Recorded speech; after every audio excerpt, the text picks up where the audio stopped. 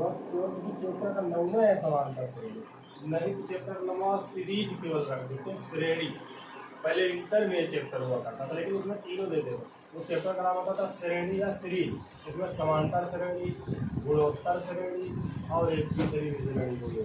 तीन श्रेणी होती है, जो तीसरी होती है तो समांतर का उल्टा हो जाएगा बस, और कुछ नहीं। तो समांतर 1 2 3 4 ले लेते थे, तो 1/1, 1/2, 1/3, 4 इस तरह से जाएगा।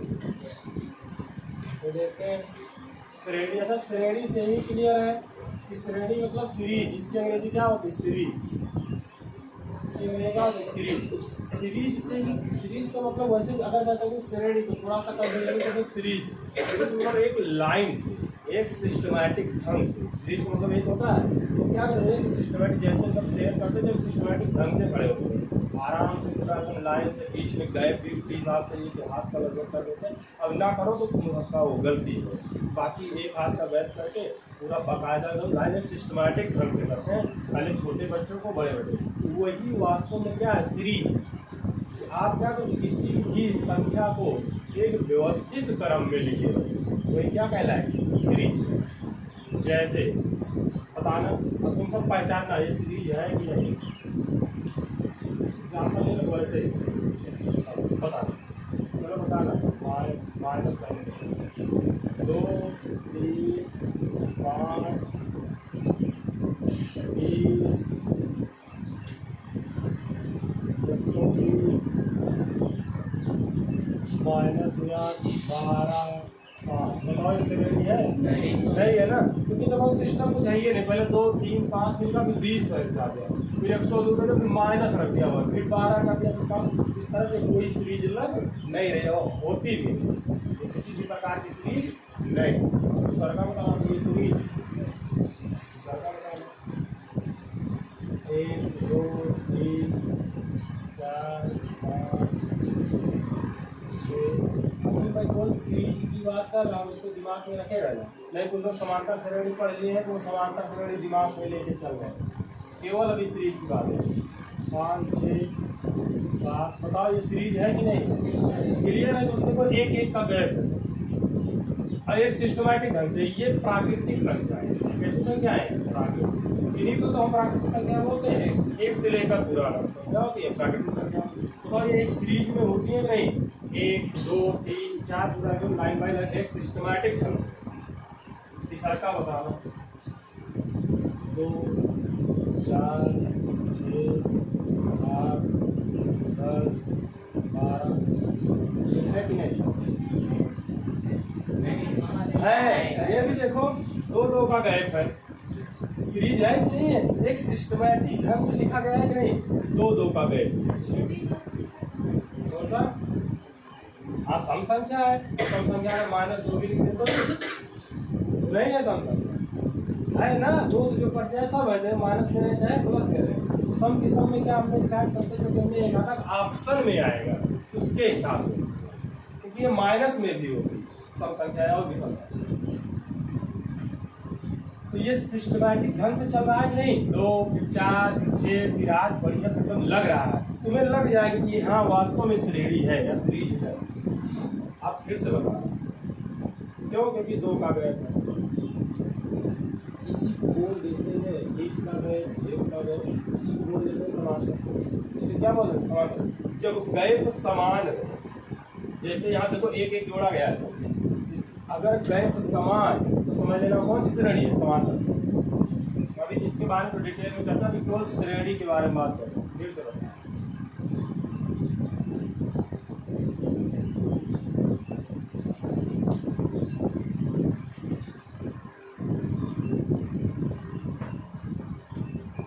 ये बताओ है फिर लोग कह रहे नहीं काहे नहीं। तो मैं समांतर की बात कर रहा हूँ, मैं श्रेणी क्रम की बात कर रहा हूँ। ये देखो भैया अभाज्य संख्याएं लिखी गई है। कैसी संख्याएं लिखी गई है? तो अभाज्य संख्या बताओ एक सिस्टमैटिक ढंग से होती है कि नहीं होती है? तो अगर 4 लिख दूँ बताओ नहीं होगी। फिर देखो अभाज्य संख्याएं सारी लिखी गई है और सिस्टमैटिक ढंग से ही लिखी गई है। ऐसा नहीं पहले लिख दिया गया 101, ऐसे 2 3 5 7 लिखता हूँ। श्रेणी हुई कि नहीं हुई? हुई। श्रेणी सिस्टमैटिक ढंग से लिखी जाए वो श्रेणी होती है। अब आते हैं समांतर श्रेणी। अगर गैप समान, अब ये सब लिखने की जरूरत नहीं, परीक्षा में अगर आएगा तो विकल्प में आ जाएगा तो उतना समझ लेंगे है कि नहीं है ना। अब इसमें क्या लिखोगे, अगर गैप समान, यदि गैप समान, गैप समान, अभी कुछ टर्म होंगे मैं बताऊंगा, इसको समझे रहेंगे तो इसी से सारे टर्म चल आएंगे। गैप समान जैसे अभी लिखे थे 2, 4, 6, 8, 10 डॉट डॉट। अगर डॉट डॉट लगा तो इसका मतलब अगला अंक 12 आएगा, 14 आएगा, 16 आएगा, इस तरह से। अगर यहाँ तक लिखने के बाद डॉट डॉट लिख दिया गया तो मतलब जो इधर गैप है वही उधर भी गैप है। तो देखो गैप यही अंतर देख लेते हैं और याद रखेंगे दाहिने साइड से बाएं साइड वाला घटाएंगे, वैसा ऐसा नहीं करेंगे 2 से 4 घटा, 4 से 6, फिर 6 से 4। अगर अंतर समान नहीं आया तो समांतर श्रेणी नहीं। ये क्लियर करना है इसका कि अगर अंतर समान है, देखो 4 उल्टा घटाएंगे दाहिने से बाएं तरफ, 4 में से 2 घटाए कितना आएगा 2, 6 में से 4 घटाए कितना आएगा 2, 8 में से 6 घटाए कितना आएगा 2, फिर उसके बाद 10 में से 8 घटाए कितना आएगा 2। इसी प्रकार 2 ही आता चला जाएगा, इसी डॉट डॉट लगाने को इसी प्रकार 2 का गैप रहेगा। इसको बोल देते हैं कॉमन डिफरेंस। कॉमन डिफरेंस क्या बोलते हैं इसको, सार्वांतर। क्या बोल देते हैं, सार्वांतर ही बोलते हैं ना। हाँ सार्वांतर, ये बोल देते हैं सार्वांतर। सार्वांतर ही लिख देता हूँ, इसी को बोल देते हैं सार्वांतर। और इसी को हम सब लिखते हैं डी से, क्योंकि कॉमन डिफरेंस होता है तो डी एक अक्षर लेते हैं। तो जो अंतर होता है लिखा ये सार्वांतर, मतलब क्या होना चाहिए, अंतर होना चाहिए अगले से पहले वाले का। ये याद रखना है, आगे वाले से पहला वाला टर्म घटाएंगे, कभी ऐसा नहीं करेंगे पहले से दूसरा घटाएंगे। ऐसा कर देंगे तो कहानी क्या हो जाएगी, गड़बड़ हो जाएगी, आंसर गलत हो जाएगा। और एक चीज अब बताओ, पहले लिखा है, क्या मैं पहला टर्म बोल सकता हूँ, पहला पद या फर्स्ट टर्म? तो भाई पहले लिखा है कोई चीज, पहले आया पहला पद, बाद में आया बाद वाला पद। अगर यहाँ पे डॉट डॉट ना लिखो तो क्या मैं इसको अंतिम पद बोल दूं? इसमें किसी को दिक्कत नहीं होगा, इसमें तो होना नहीं चाहिए भैया, पहले आया तो पहला पद, बाद में आया तो अंतिम पद। अब बाद पद तो बोलने थोड़ा बेकार लगता है, अंतिम पद ठीक ठाक लगता है, इसलिए अंतिम पद। बाकी बोल सकते बाद पद। अब इसमें कभी पूछे अंतिम, अगर पूछेगा भी तो अंतिम पद तो तुम्हें आंसर लिखना है ना, कोई जरूरी नहीं कि वो जो पूछा वही।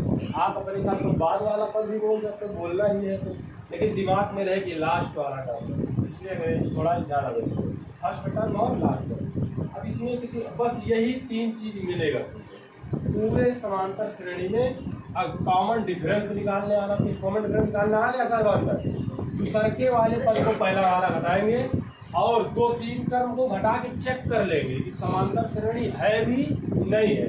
अगर कॉमन डिफरेंस सेम नहीं आया, जैसे यहाँ 2 आया यहाँ 3 आया, तो समझ लेना वो समांतर श्रेणी नहीं है। तो समांतर श्रेणी का फार्मूला हम सब नहीं लगाए। अब आप में तो आएगा तो समांतर ही आएगा, क्योंकि चैप्टर वही है, तो थोड़ी अलग से दाग गुणोत्तर का दे देगा, तुम्हारे केवल समांतर श्रेणी आएगा। तो आपको गैप समान ही रहेगा, एक घटा के 2 चेक, लेकिन चेक जरूर कर, केवल कम से कम 2 का, पहले 4 से 2 घटा लें, फिर दूसरे वाले 2 घटा लें, सेम आना चाहिए, याद रखो। फिर उसके बाद जैसे अगर चेक करने को आ जाए समांतर श्रेणी है कि नहीं, चलो बताना 2, 3, 4, 7, 11, 13। बताओ ये समांतर श्रेणी है कि नहीं है? कितने लोग कह रहे हैं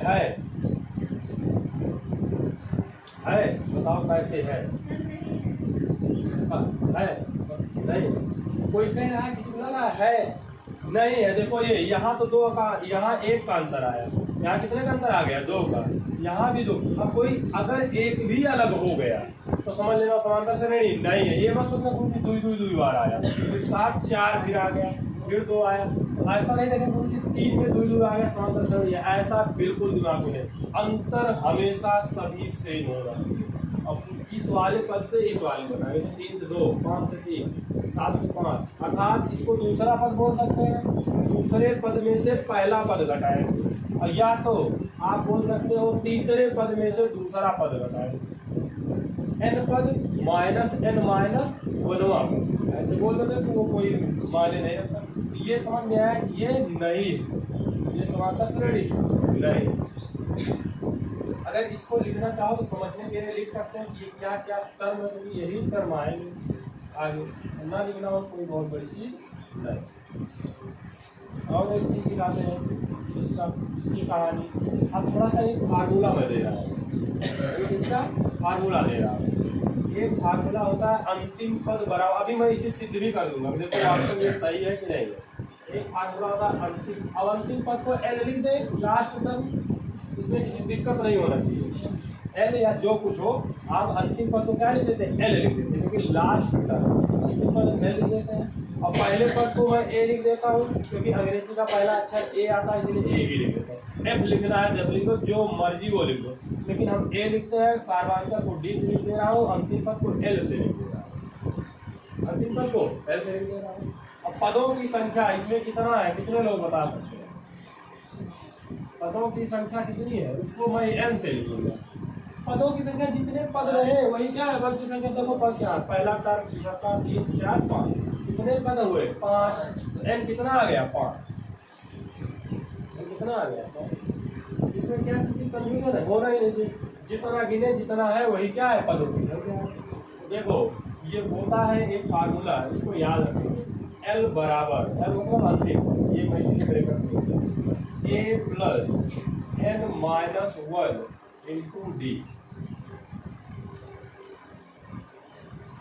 अंतिम पद बराबर पहला पद प्लस एन पदों की संख्या में से एक घटा देंगे, पूरा सार्वधातुक से कर देंगे, आंसर सेम आएगा। भी मैं इससे चेक करा दे रहा हूँ, इसको मैं सिद्ध कर दे रहा हूँ।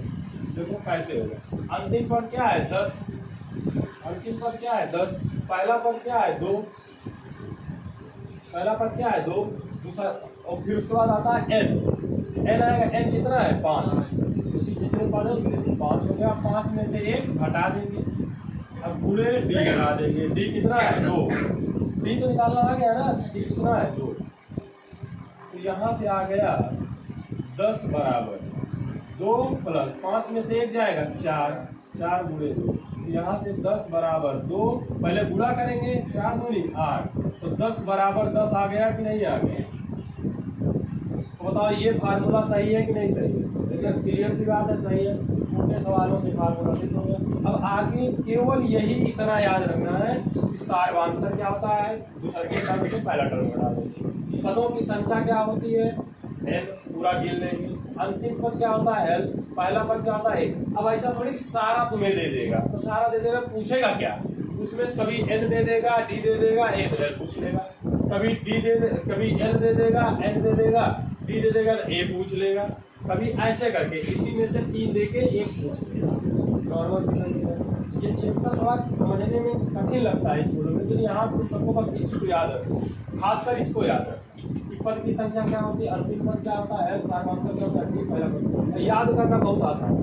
अंतिम पद बराबर पहला पद, सबसे पहले कहाँ पहुँचेंगे, अंतिम पहुँचेंगे, क्योंकि सबसे ऊंचाई पर अंतिम बिंदु होगा, उसको ध्यान रखेंगे। सबसे ऊंचे चढ़ना है, पहले उसके बराबर, सबसे पहले पहला, फिर जितना रहे, मतलब जितनी कदम पे चढ़े हैं ऊपर, पेड़ पे मान लो चढ़ना है, किसी पेड़ पे जैसे तुमको चढ़ना है, तो सबसे ऊपर पहले पहुंचेंगे। कैसे पहुंचे, सबसे ऊंचे वाला बराबर, सबसे पहले नीचे, फिर उसके बाद कितने आप पैर या कितना कदम चढ़ के ऊपर गए तो वो एन हो गया, उसमें से एक घटा देते हैं। फिर उसके बाद पूरा जो जितना गैप रहे, समान गैप, उसको क्या कर देते हैं, इसको याद रखना है कि अंतिम पद बराबर पहला पद plus n minus 1 into d, अर्थात सार्वधातुक पे ध्यान देना है। दूसरे के टर्म से पहला टर्म घटाना, कभी कभी तुम्हें फंसा देगा, माइनस वाला देते चला जाएगा और तुम गलती कर बैठोगे, इससे इसको घटा दो।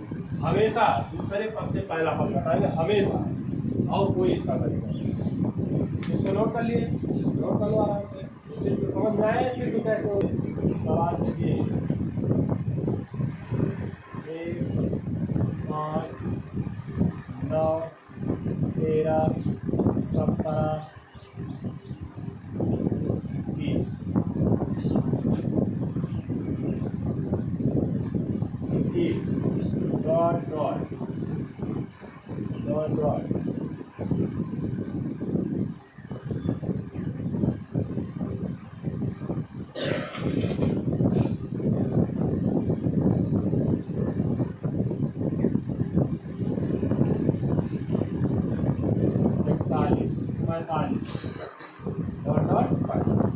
मतलब ये कहाँ तक गया 45 में।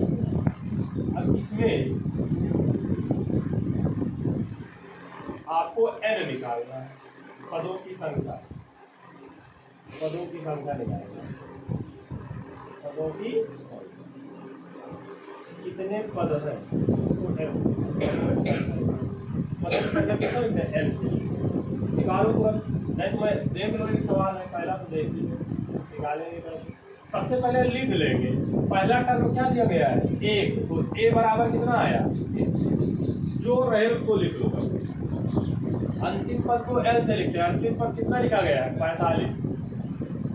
अब बताओ d कितना आएगा 4 आएगा, क्योंकि 5 माइनस 1 बराबर 9 माइनस 5 सब कितना आएगा लगभग 4 ही, लगभग नहीं क्या 4 ही आएगा। कितने आएगा 4 आएंगे। अब मुझे देखो 3 चीज पता चल गया नहीं, और उस फार्मूले में 3 चीज पता चल जाता, चौथा निकल आता है। अब फार्मूला लगाते हैं l बराबर a plus n minus 1 into D. तो l कितना दिया गया है 45, तो l की जगह 45 बराबर a कितना दिया गया है 1 प्लस n निकालना है, n वैसे ही रहने देंगे माइनस 1 इंटू डी कितना आया 4। तो देखो 45, अब इधर प्लस 1 है, इधर आएगा माइनस 1 हो जाएगा बराबर। अब ये है n माइनस 1 इंटू 4। कभी इसमें गुणा नहीं करेंगे, ऑटोमेटिक कट जाएगा, अभी बहुत आराम से कट जाता है। अब बताओ 45 में से घटा कितना आएगा 44। अब बटे इधर 4 गुणा में इधर आएगा तो भाग में हो जाएगा n माइनस 4। अब बताओ 4 से कट गया कि नहीं 11, कितना है 11। यहाँ से 11 बराबर n माइनस 1। चर को एक तरफ कर लेते हैं, अचर को एक, अचर मतलब जो अंक, तो माइनस 1 है, इधर आएगा प्लस 1 बराबर n। यहाँ से 12, n बराबर कितना आया 12। इस पूरे सीरीज में कितने टर्म होंगे 12, गिन के चेक कर लो 12 ही।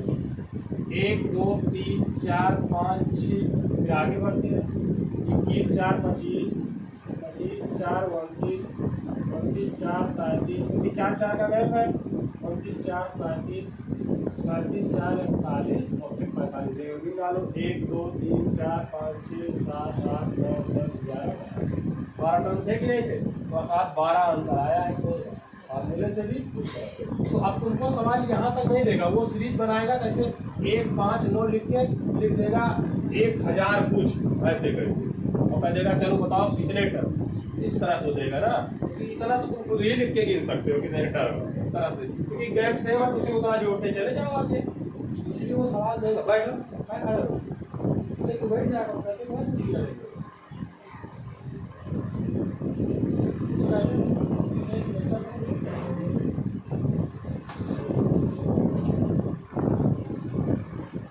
जो ये समझ में आया ना, इसमें किसी को कोई दिक्कत, इसको मत सोचना मुझे कठिन लग रहा है, एकदम आसान। देखो इसमें हम कुछ किए हैं, हमने कुछ किया नहीं, पता है जो पहला टर्म, पहला कितना है 1, जो बाद में बाद वाला टर्म n, और जो डिफरेंस को घटाए, तो डिफरेंस बहुत आसान है, दोनों क्या कर देंगे घटा देंगे, फिर उसके बाद वही क्या हो जाता है आंसर। एक 3 चीज मिल गया तो इस फार्मूले को यूज कर देंगे। अगर n कहीं पर निकालना रहे तो कभी ऐसे पूरा मत करना, कर भी दोगे तो आंसर सेम आएगा, कोई फर्क नहीं पड़ेगा, लेकिन कट जाएगा आराम से, क्योंकि ये इधर फिर पहले पद को इधर ले आएंगे घटा देंगे, और इस वाले से फिर भाग देंगे, माइनस 1 आएगा बाद में। इस तरह से ये याद रखना। बहुत लोग क्या करते हैं इसको कैलकुलेट करके पहले इधर थोड़ा टाइम टेक करेंगे, बाकी आप डायरेक्ट करना है इसको मिलाएं। थोड़ा सा और साफ सवाल देंगे, थोड़े सा आपके बुक सवाल।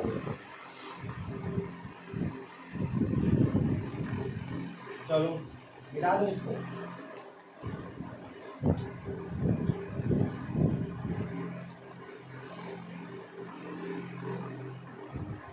सवाल है 100 70 40 10 40 10।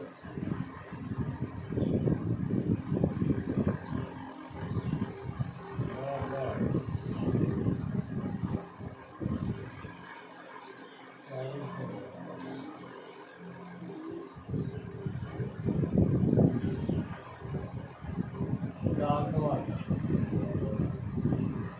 10 पद है, इसमें कितने हैं 10 पद कितने हैं 10 पद है। तो अंतिम पद क्या होगा, तो अंतिम पद या 10वां पद भी बोला जा सकता है, क्योंकि 10 पद है। अंतिम पद कौन सा होगा 10वां होगा, तो 10वां पद भी बोला जा सकता है। तो अंतिम पद क्या होगा, यह सवाल कैसे बनता है अभी मैं बताता हूँ। सवाल इस तरह से होगा, कितना लिखेगा कि इस श्रेणी का 10वां पद क्या होगा, अथवा करके ऐसे भी सवाल होगा 100 70 40 10 श्रेणी का 10वां पद क्या होगा, 10वां पद क्या होगा। अगर 10 पद है तब 10वां पद क्या होगा। 10 पद है, यहाँ पर कितने पद है 10 पद,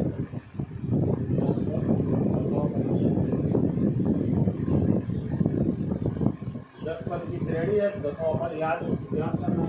देख लो इसको, बताओ पहला टर्म क्या है, a बराबर कितना है, चलो बताओ सब लोग, a बराबर कितना है 100।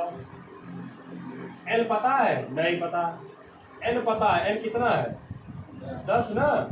अब बताओ d कितना है -30। बहुत बढ़िया, क्योंकि दूसरे के टर्म से पहला पद टर्म घटाएगा, ऐसा नहीं 100 से 70 घटा ले, ये मैं कह रहा था उसके पहले। 70 में से 100 अब 40 में से 70 भी घटाओगे कितना आएगा -30। और देखो 10 में से 40 भी घटाओगे कितना आएगा -30, क्योंकि ये कौन सी श्रेणी बन गई समांतर श्रेणी। इसीलिए अब फार्मूला लगाते हैं l बराबर a + l - 1 × d। l निकालना है, a दिया गया है 100 प्लस n दिया गया है 10 -1 हो जाएगा, और d आया -30 आया। तो l बराबर 100, अब 10 में से एक जाएगा प्लस 10 में से एक जाएगा 9 गुणे -30, तो l बराबर 100 प्लस गुणा कर देंगे, 9 × 3 = 27 -270।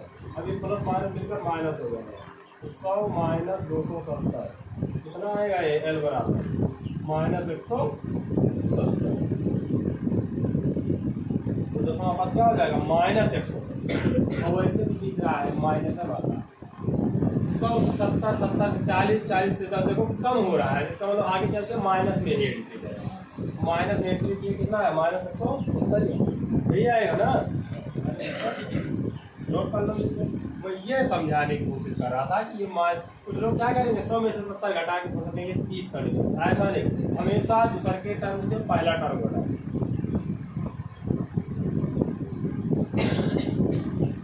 अच्छा थोड़ा सा ये तो न्यूमेरिकल टाइप में था, आंकिक टाइप बस अंक दिया था, अभी थोड़ा सा मैं बेसिक पे आता हूँ फिर से। इस तरह से वास्तव में ये श्रेणी होती है। अगर तुम्हें कह दिया जाए श्रेणी मानने को कि आप कोई समांतर श्रेणी मानो, तो किस तरह से मानेंगे उसकी चर्चा करते हैं बीजगणितीय रूप में। क्लियर सी बात है, बीजगणितीय रूप। और अंक गणित तो आसान होता है, बीजगणित थोड़ा और ही आसान होता है, लेकिन हम सब उसको ध्यान नहीं देते। अंक गणित से रिलेट कर दिया करो तुरंत, जैसे बीजगणित ना आए तुरंत अंक गणित पे जाओ, जो हो रहे वही अंक गणित में ले लो, अंक माने बहुत आसान होता है बीजगणित। इसीलिए खासकर मैं सारी बीजगणित को, अब बीजगणित को ज्यादा कुछ बचा नहीं है, मैं ऐसे ही पढ़ाता हूँ। अंक गणित मान के ही खत्म कर देता हूँ, जहाँ दिक्कत लगती मान लेता हूँ, चलो x बराबर इतना, y बराबर z बराबर इतना। सिद्ध करने वाला तो इसी तरह से मैं पूरा कहानी ही खत्म कर देता हूँ, जितना सिद्ध करने वाला था। क्योंकि जो भैया सिद्ध करना है, चाहे एक कनवा पकड़ो चाहे वो कनवा से आना, वही आंसर हुआ है दोनों के। अब उसमें सिद्ध करने में आंसर भी दिया है दूसरी साइड में, चाहे इधर से उधर जाओ चाहे उधर से उधर जाओ, तो वो बहुत आसान होता है। मिटा दे इसको। अब थोड़ा सा बेसिक पे आते हैं, अब सोचना इसको, क्योंकि अब थोड़ा सा अभी इसलिए पहले हमने मैथमेटिकल इसको अंकगणित वाला कहानी की तरफ बढ़ा। लेकिन अगर तुमसे कह दिया जाए कि बीजगणितीय रूप में लिखना है, तब देखो कैसे श्रेणी बनती है, बताना सोच के। अगर मुझसे कह दिया जाए समांतर श्रेणी बनाओ, समांतर श्रेणी का बीजगणितीय रूप या व्यंजकीय रूप, जैसे अगर मैं पहला टर्म ए लिख दूं, पहला टर्म क्या लिख दूं ए, अब कॉमन डिफरेंस को क्या मान लेता हूं डी, डी क्या है सार्वत्र मान ले रहा हूं, डी है सार्वधातर, ए है पहला टर्म, पहला पद। अगर दुइये चीज दिया जाए, तुमसे कहा जाए कि 10 पद बनाओ, 4 पद बनाओ, 6 पद, अगर तुम्हें कह दिया जाए पहला पद ए है, सार्वधातर डी है, सार्वधातर क्या है, डी है, तो आप समांतर श्रेणी के 3 पद बनाओ, 3 4 5 पद तक बना, 6 जितना मर्जी, बहुत आसान होता है। तो ध्यान देंगे ए में ही डी जब जोड़ते हैं अगला पद आ जाता है, नहीं आता है। जैसे देखो हम सब क्या था, 2 4 6 थे, तो देखो ए में डी जोड़े थे, डी कितना आया था 2, तो देखो 2 में 2 जोड़े थे तभी तो अगला पद आया था, अर्थात सब में फिर इसमें डी जोड़ दिए थे, अर्थात 2 कॉमन डिफरेंस ही तो 2 आया था, तब अगला टर्म आ गया। तो बताओ पहला टर्म अगर मिल गया तो और डी दे दे, तो बताओ हम सब बहुत सारे टर्म बना सकते हैं, नहीं बना सकते? एकदम क्लियर सी बात है, बना सकते हैं। तो पहला अगर ए, तो दूसरा का क्या बना सकते हैं, ए प्लस डी बना सकते हैं, तीसरा का ए प्लस 2डी, ए प्लस 3डी, और थोड़ा इधर भी आ सकते, क्या मैं ए माइनस डी भी कर दूं इधर? अब देखो मान लेते हैं ये टर्म नहीं है, इस टर्म से शुरू कर दिया हम, पहला टर्म किसको मान लिया 4, पहला टर्म क्या है 4, तो बैक आए हैं, देखो डी घटाए हैं, इधर आए हैं, देखो डी घटा है कि नहीं घटा है, तो अगर बैक आएंगे क्या कर देंगे, डी को घटा देंगे। फिर उसके बाद अगर ए माइनस 2डी, अब 5 टर्म इसको ध्यान रखेंगे, तो ये अच्छे अच्छे सवाल को एकदम सेकंडों में खत्म करेगा, ये वाला टर्म। ये क्लियर हुआ कि नहीं, इधर वाला क्लियर हुआ भैया, इधर वाला देखो माइनस है कि नहीं है, अगर मान लेता हूं मैं पहला पद 4 है, पहला पद क्या है 4 है, श्रेणी तो वही है ना, अब कहते जाए 4 के पहले वाला पद बताओ, तो 4 के पहले वाला पद कब मिलेगा, जब कॉमन डिफरेंस हम घटा देंगे। देखो ये 4 में से 2 घटा दिए, 2 आ गया था नहीं। अगर कह दिया जाए 6 के पहले वाला टर्म बताओ, अगर कह दिया जाए कोई श्रेणी है समांतर श्रेणी, तो बताओ अगर इसमें 6 इस तरह से है, कह दिया जाए 6 के पहले वाला टर्म बताओ, तो 6 में से देखो डी घटा दिए कि नहीं 2, तो 6 में से डी, पहला पद ये है 6 में से डी, अर्थात पहले पद में से डी घटा दिए, लेकिन वही आगे बढ़ रहे हैं तो डी को जोड़ते चले जाए। कितने लोगों को ये समझ में आया, क्योंकि बहुत ही अच्छे अच्छे सवाल को खत्म करेगा। आ गया सबको, डी को केवल दाहिने साइड चलेंगे जोड़ देंगे, बाएं साइड करेंगे घटाते चले जाएंगे, बस इतना याद रखना, क्योंकि ये अच्छे अच्छे सवाल को खत्म कर देगा। अब क्या चीज, पहला ए ही मान है, तो इसमें पहला ए माइनस 2डी भी मान सकते। ये बीज गणितीय रूप है ना, इसमें फिक्स थोड़ी पहला पद कौन है, पहला पद तो ए दे ही दिया गया है तुमको, अगर पहला पद ए दे दिया गया इसको पहला पद मान लेंगे। क्लियर सी बात है ना, मैं श्रेणी बनाना सिखा रहा हूं, ये क्या बना रहा हूं, बनाना। अगर कह दिया जाए श्रेणी इसका तुम 3 पद लिखो, 4 पद लिखो, अगर पहला ए दे दिया गया तो आप डायरेक्ट, अगर ए ओ ना भी दिया रहे तो तुम अगर मानोगे कि ए पहला पद है, डी सार्वधातर है, आप बना दो श्रेणी, आराम से बन जाएगा पहला टर्म में, क्योंकि बीज गणित फिक्स नहीं ना कौन पहला है कौन दूसरा का। एक को अगर 10 ले लो तो अलग आ जाएगा, 15 ले लो तो अलग आ जाएगा कि नहीं आ जाएगा, इसलिए इसको ध्यान में रखेंगे। ये अच्छे अच्छे सवाल, बस इतने ही टर्म को याद रखें। अगर कभी पूछे समांतर श्रेणी के टर्म लिखो तो बीज गणितीय रूप में यही होगा, इसको अगर याद रखेंगे तो अच्छे अच्छे सवाल खत्म हो जाएंगे, एकदम मिनटों सेकंडों में लगे, 10 सेकंड 15 सेकंड में अच्छे अच्छे सवाल। और एक चीज अगर फिर से भी बीज गणितीय रूप में आता है, ये मानने वाला है, ये कौन वाला है, मानना है, जहां पे हमें जरूरत रहेगी मान लेंगे, इसको ध्यान में रखेंगे। एक और चीज होता है, अगर कह दिया जाए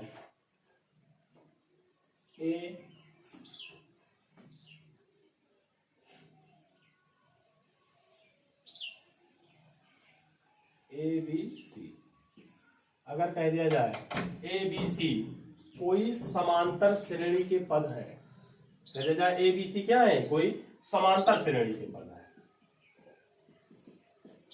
एकदम आसान भाषा समझेंगे। ए बी सी समांतर श्रेणी में अर्थात कॉमन डिफरेंस होगा, सेम होगा कि नहीं होगा, अर्थात इन दोनों का अंतर सेम होगा कि नहीं होगा, हमेशा क्या होगा सेम। और एक पद दे सकता है, लेकिन मैं 3 पदों की बात कर रहा हूं।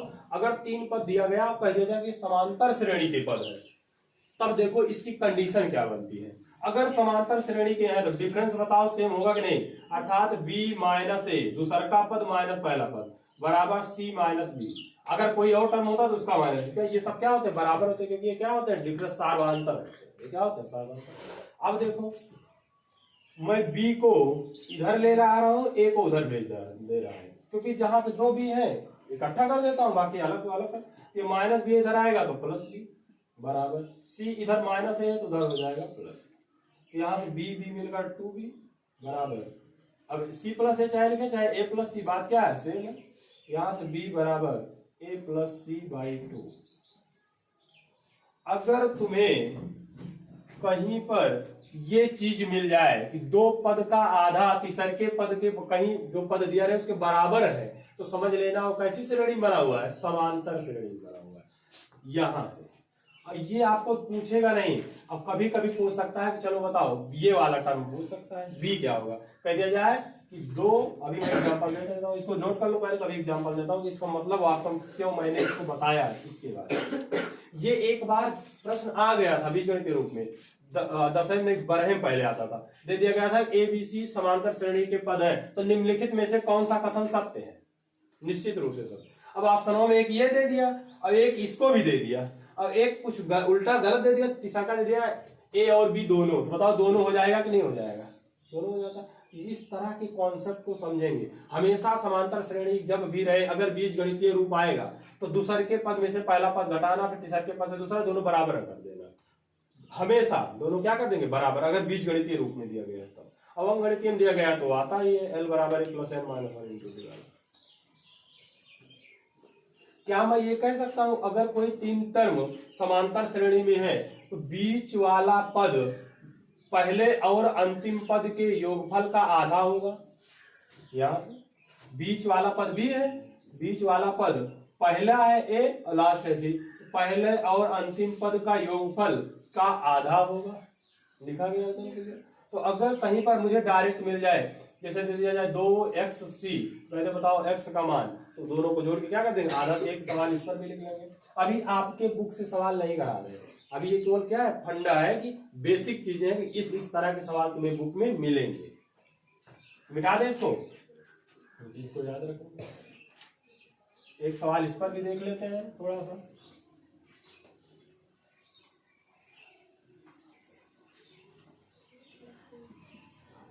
दो एक्स 6